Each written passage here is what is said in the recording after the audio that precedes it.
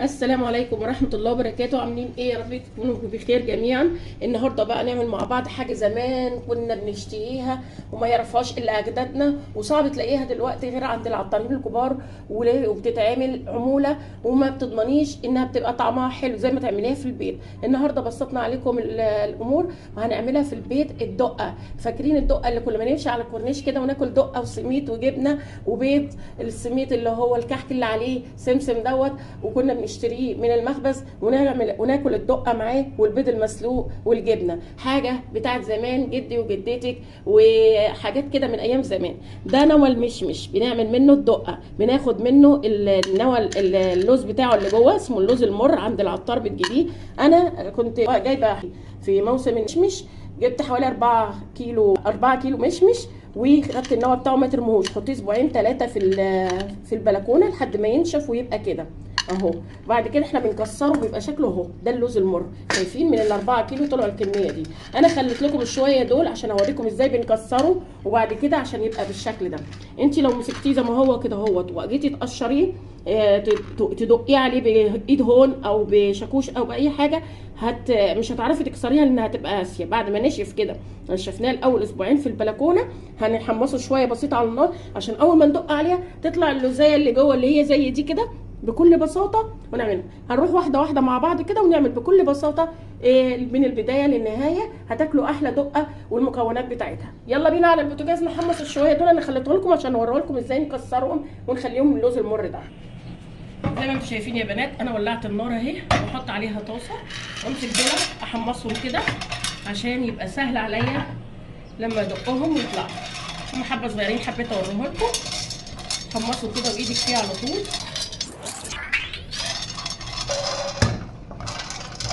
اهو يا بنات. شايفين اتحمص شويه كده، هحطهم بقى في طبق واوريكم هنكسرهم ازاي، واوريكم خطوه خطوه عشان تشوفوا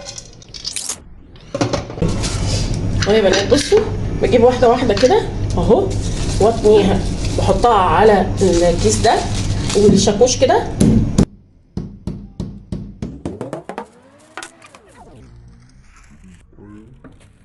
اهو يا بنات. نجيبهم كده نعمل،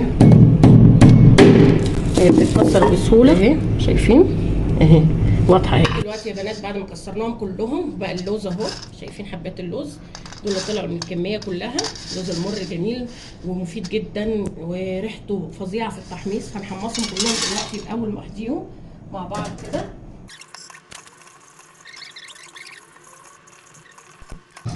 اهو يا بنات. شايفين انا عايزاه يتحمص، ريحته جامده تحفه جدا.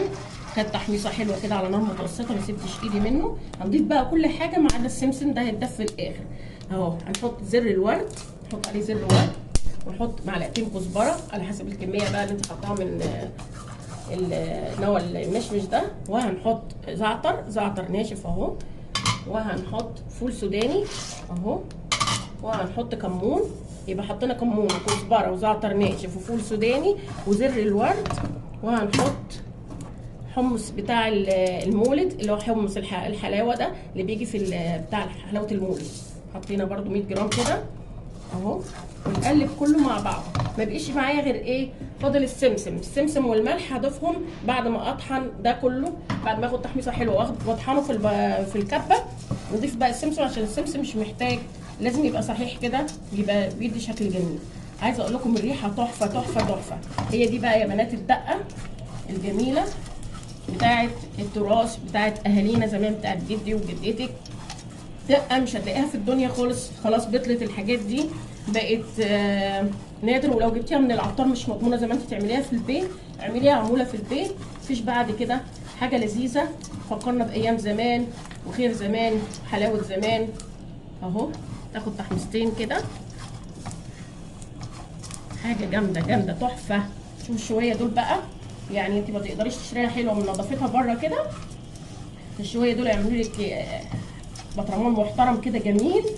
مفيش بقى لا بنضيف فلفل اسود ولا شطه ولا الكلام ده. هي دي الدقه الحقيقيه على اصولها بتاعه التراث بتاعه زمان. عايزه تضيفي انت شطه ناشفه وشويه فلفل اسود مش هتقول لا، بس هي دي كده المكونات بتاعتها. ريحتها تحفه مع الكزبره والكمون والحمص والفول، حاجه جامده جامده.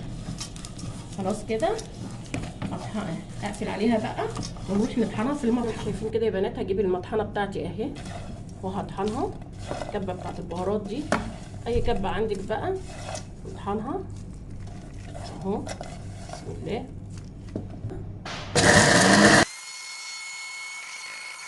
تحفه ازاي، الله اكبر عليها. بصوا بصوا ما شاء الله على الجمال.